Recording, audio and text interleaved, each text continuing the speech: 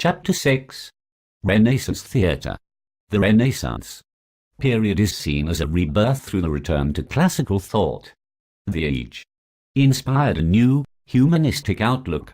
In the medieval age it was the group that was important. Humanism brought the individual into the spotlight. Artistic techniques changed dramatically, showing the subject in a more natural way.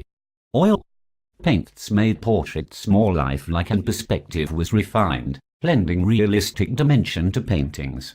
It was an age of discovery and invention.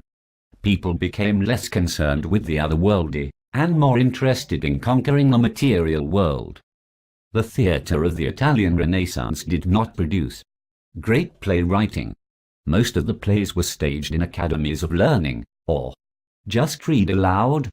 The writers of England, Spain and France drew on these stories for their own works. Religious dramas continued into this period.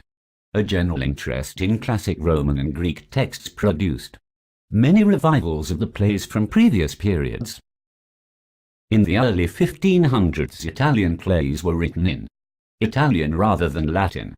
Both comedy and tragedy borrowed many structural techniques from Menander, Seneca and Aristotle. Two popular forms developed in this period called the intermezzi and the pastoral. An intermezzi is a short piece depicting a mythological tale. They were presented in between the acts of a full-length play and reflected the themes of the main play. They required spectacular effects and were sometimes more popular than the main event. A pastoral is a short, ribald comic piece following a Greek tragedy. The setting was an idealized, romantic view of life in the countryside or in the wilderness. They shared some characteristics with Greek satyr plays, but were less overtly sexual. The plotline usually dealt with young lovers separated by the action of the plot, then reunited in a happy ending. The only theatrical form to survive from the Italian Renaissance is opera. It was developed in the Florentine Academy in the 16th century and was originally intended for aristocratic audiences. By the mid-17th century, several public opera houses were constructed in Venice, indicating the popularity of the form. It fuses music with drama, in the style that is seen in classic Greek tragedy. But opera is usually studied as a musical form because the character, mood and actions are developed through song and music. A key figure in the history of opera is Scarlatti, who perfected the aria, a sung monologue. As this form developed, it spread throughout Europe, making it an influential form of performance well into the modern period. In contrast with opera, commedia dell'arte was equally as popular and influential. This form of comedy was organized by guilds of professionals and large companies, borrowing significantly from Greek and Roman mimes. These companies thrived on their improvised shows using stock character types. Some were masked and some were not. The actor's task of creating a character was simplified by playing stock roles, but the plot lines were often complex and involved improvised tricks and stunts suited to an individual actor's abilities. These routines were called lazzi. The most acclaimed commedia company was I Gelosi.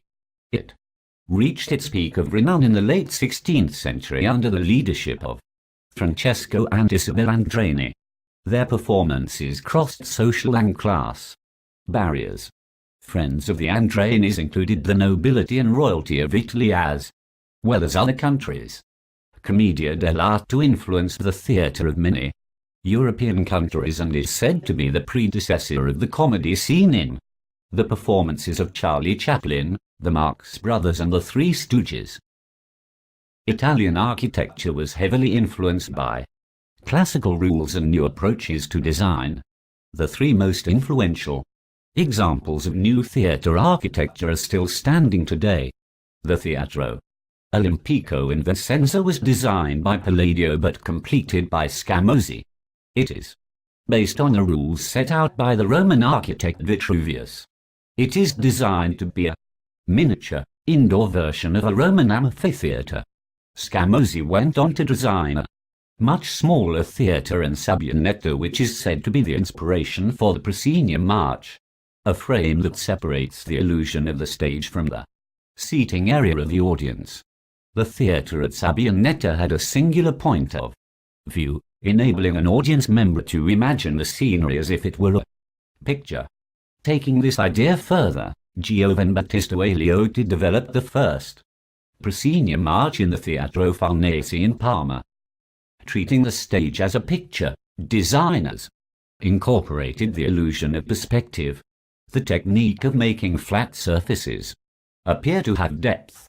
Influential designers like Sebastiano Saleo introduced visual realism to the stage and created the three basic settings for theatre: the tragic setting, the comic setting and the pastoral setting. Most plays of the period were written to incorporate these stock sets. The mechanics of the stage catered to maintaining the visual illusion. The floor was raked, or slanted, to make it appear to go off into the distance. Complex machines were used to change the scenery, allowing for swift movement of scenic elements, sometimes right before the eyes of the audience. The groove method of scene change allowed the flats to slide in grooves like a sliding door. The pole and chariot system used machines beneath the stage floor to power the movement of the scenery with pulleys. Flats would appear to move on their own. This system was developed by Giacomo Torelli. The emphasis on spectacle influenced light and sound technology. Flying machines, called glories, lifted scenery and actors by pulleys. Trap doors were also used. Mechanical sound effects produced wind, thunder and other atmospheric enhancements. Lighting was accomplished with candles at the front of the stage and above the actors and chandeliers. Unlike plays written during the Italian Renaissance, which are not highly regarded, the dramatic criticism is considered to be very significant. The rules formulated by Italian critics, called the neoclassical ideals, dominated theatre production for over 200 years. Castelvetro, who was trained in law and became a literary critic, wrote a widely received translation and commentary on Aristotle. Taking two of Aristotle's concepts, another critic named Scaliger wrote about verisimilitude and decorum as contributing to the moral education of an audience. These rules of imitation held that dramatic representation should not stray from the plausible or from accepted norms of behavior.